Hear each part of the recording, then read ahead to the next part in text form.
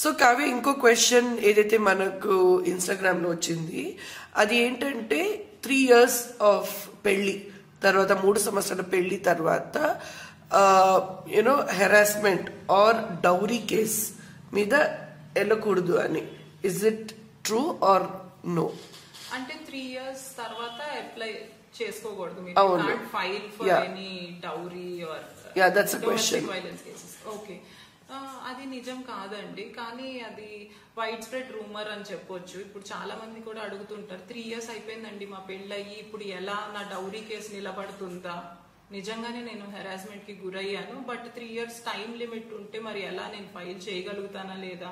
నా మ్యారేజ్ అయ్యి 5 years అయింది.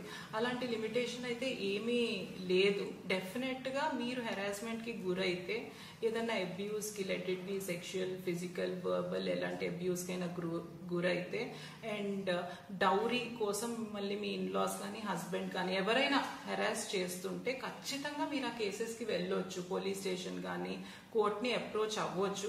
So don't go for this. ఇప్పుడు ఏంటంటే మనం గూగుల్ చేస్తే ఏవేవో వస్తాయి. నేను మా క్లయింట్స్ కూడా చెప్తాను, ఇప్పుడు మనం హెడేక్ అంటే హెడేక్ ఎందువల్ల రావచ్చు అంటే వేరియస్ సిమ్టమ్స్ చెప్తారు. It will be like some headache like normal stress headache to something like cancer. So దాన్ని బట్టి వెళ్ళకండి. సో ఎవరో ఏదో ఒపీనియన్ ఇచ్చారని మాత్రం వెళ్ళొద్దు. Go for legal help. I think they will be able to guide you.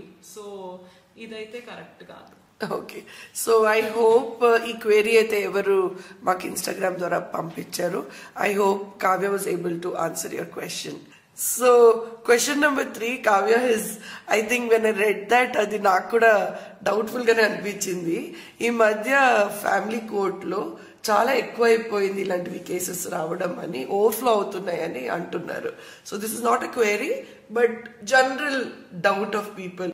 అవును, అది నిజమే. ఇప్పుడు ఓవర్ఫ్లోయింగ్ అవుతున్నాయి మన ఫ్యామిలీ కోర్ట్స్, ఓవర్ బర్డెన్డ్ గా కూడా ఉన్నాయి. అండ్ ఇది నేను ఎవరిని అడిగానంటే ఒక సీనియర్ అడ్వకేట్ ని అడిగాను, who started his practice late 80s లో అలా.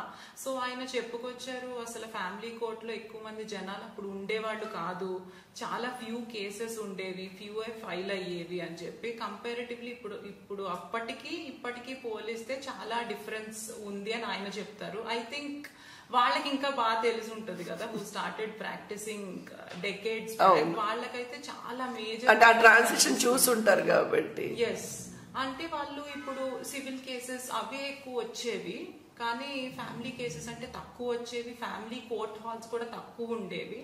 ఇప్పుడు దాన్ని బట్టి మనకి ఫ్యామిలీ కోర్ట్స్ కూడా పెరిగినాయి అని చెప్పుకోవాలి, but still they are overflowing. Okay, so let us wrap this episode.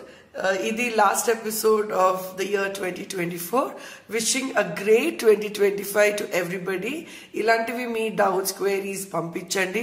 And I'm sure, I don't know how to wish you, అంటే we can't say more cases రావాలని నేను మీకు కోరుకోలేను, కానీ hope that you are a strong support and help many of the people to solve all the problems. I hope I'll be able to help more people. Yeah, so that is wishing you a great 2025. Thank you so much. ఏమైనా queries ఉంటే మాకు ఖచ్చితంగా పంపించండి. మళ్ళీ జనవరిలో 2025 లో మళ్ళీ కలుద్దాం.